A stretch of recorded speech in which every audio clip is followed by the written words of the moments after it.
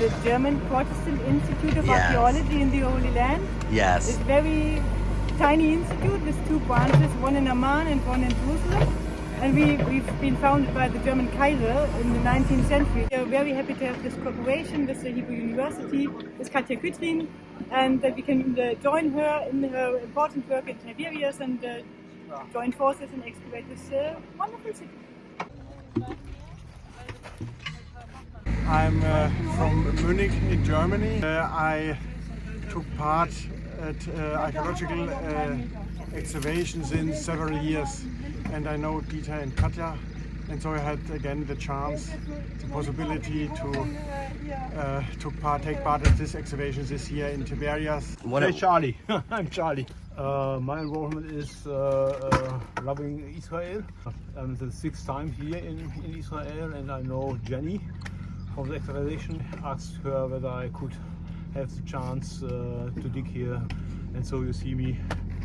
It happened, and I'm now here. Making dreams come true. Making dreams come true. We have Apple tablets where we can like really document in the field instead of like with paper, you know, and writing it with a pen. So it flies away, it gets dirty, and there are mistakes and lists and whatever. So these databases are connected via internet to some server in Germany, and so all the data is stored there, and we can work here via internet, everybody on the same time, and like the context numbering is just amazing. And also, like for example, if we have a bucket of finds here, the pottery from here, they will be labeled with a tag, so we can actually tag them with the printer over here.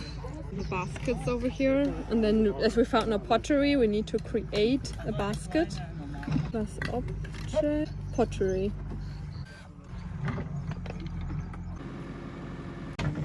If you could just tell us a little bit about the dig, about where we are and what we're looking for, and sort of the telltale signs of what we're looking at. Well, we are still in the center of ancient Tiberias. We came back to our natural digging areas next to the main mosque. A bit to the north is the church, the Byzantine church, which also survived into the Islamic period. And actually, when we were excavating the mosque, we were very surprised to find that the northwestern corner a complex of buildings related to the Crusader period. And that was fantastic because the Crusader city is to the north of Tiberias. It's where the modern town is located. And we didn't know anything about Crusader/Frankish settlement in this area. And we suddenly found out that the Frankish settlers, they took advantage of the remains of the mosque, and they built their structures in the remains, on top of the remains of the mosque. The interesting thing is that we also found lots of sugar-related vessels, meaning that the very active sugar industry of the city was also happening right here. But then we had another surprise. We were excavating the center of the western wall of the mosque, hoping to find the main entrance to the mosque during the Islamic period, but what we found was actually an apse with a basin, also in secondary use, probably from a Byzantine building, perhaps even from the church, we don't know.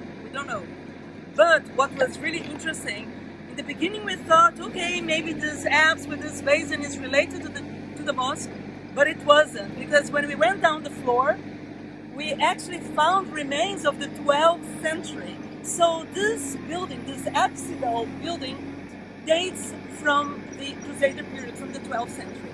So the question is, what is this apsidal building?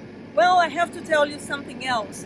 Since the 1950s, when Bezalel Ravani started working here at this site, he found a cemetery dating to the Crusader period. Among the finds between the burials was a cache of coins dating to the 12th century.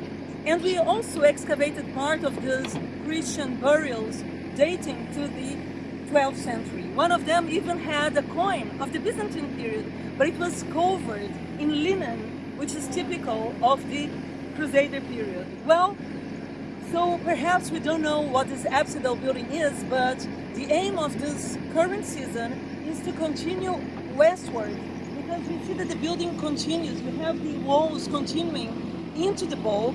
Perhaps we have a chapel, we don't know. Perhaps a chapel related to the cemetery, we don't know. But this is exactly what makes our excavation so exciting. Perhaps we're gonna have new questions when we open this. We want to answer those, and we have even new ones, but that's what archaeology is. So I'm very glad for having you here, and maybe you guys over there, you want to come and be with us as well. So thank you.